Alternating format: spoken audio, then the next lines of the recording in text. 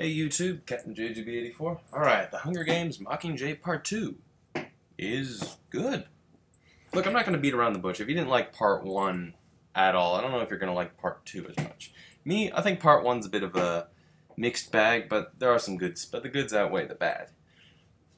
That being said, though, yeah, there was no reason for the final book to be split into two. I know everyone said that, and yeah, it's just to get money, but whatever. But anyways, it picks off right where literally where part one left off after Katniss, almost got strangled by PETA. That was a fun scene to watch. And you see the extent of the damage. Oh God, you see her neck. It's just like her vocal cords were damaged. Or, she's got bruises all over her neck. She finally took the neck brace off.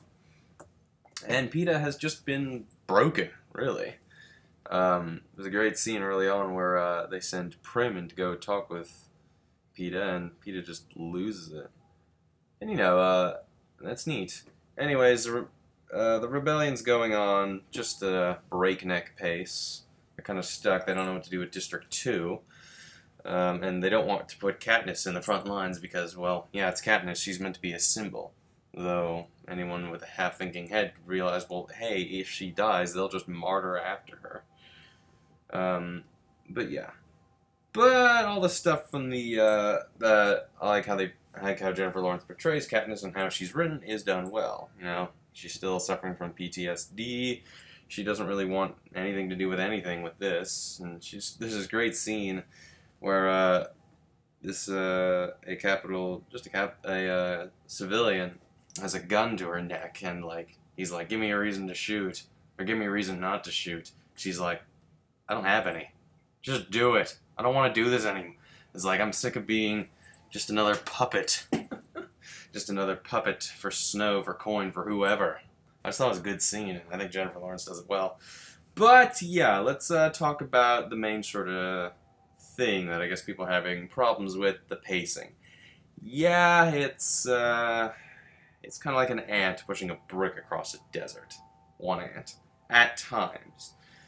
I don't know what it is. Jeremy Johns pointed this out. Every scene seems to go on for just a few minutes too long, which I think, I'd cut those scenes down a bit. And there's plenty of characters that feel like not necessarily underdeveloped. They just kind of feel left out. I mean, Finnick got left out a bit, as did his wife, and that was meant to be not really a big song and dance bit, but it was meant to be like just a nice bit between him and his wife.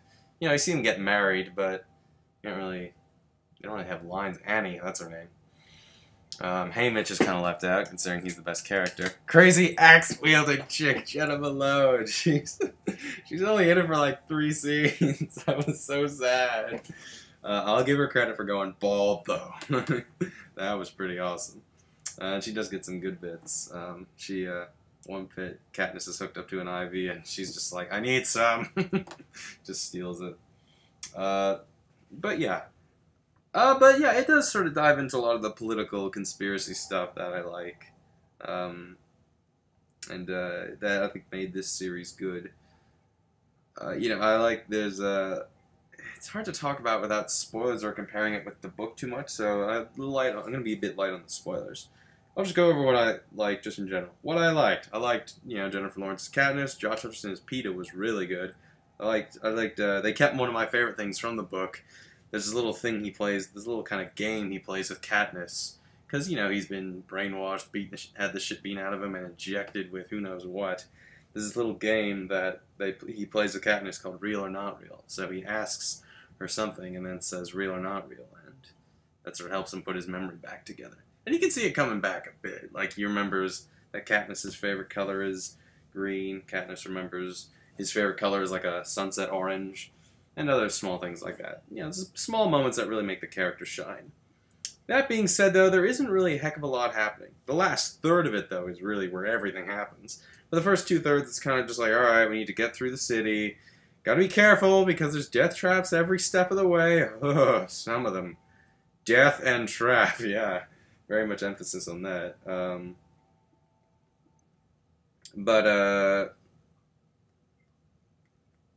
Yeah, death and trap, very much so.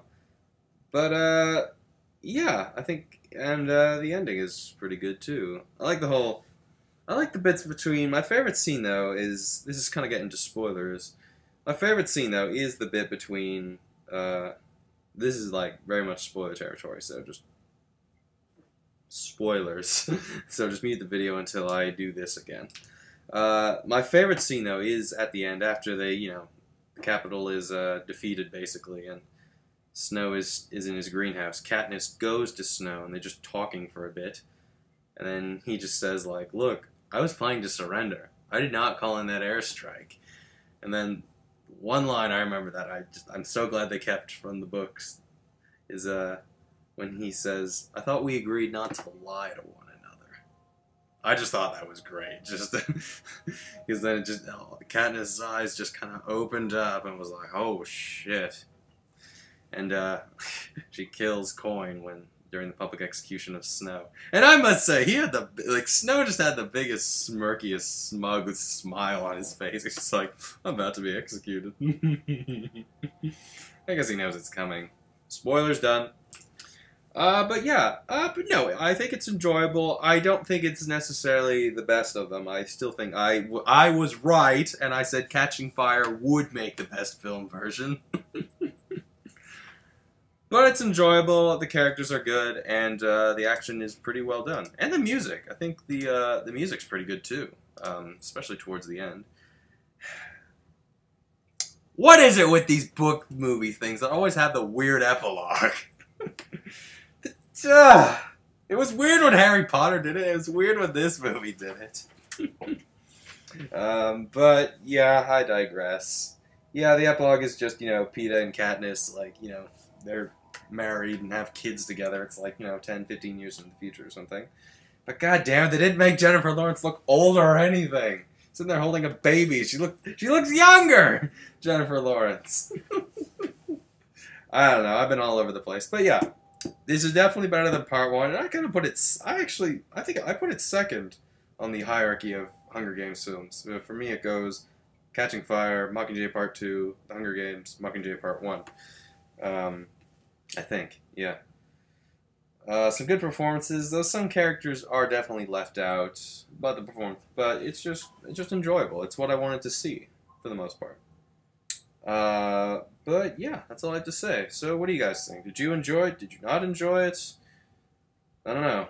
There was a funny interview with Jennifer Lawrence. She said, she said the day they finished filming Mockingjay Part 2, she was like, she kind of felt a bit brain dead. She's just like, what do I do now?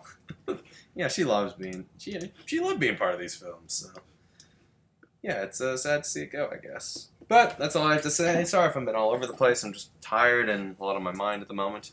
But yeah, Mockingjay Part 2. It's enjoyable. Maybe not the greatest thing in the world, and maybe not as good as I wanted it to be, but I can still recommend it to those who enjoy the Hunger Games films and who enjoy Jennifer Lawrence, because let's face it, she's Jennifer Lawrence. She's awesome. But that's all I have to say, so see you guys later.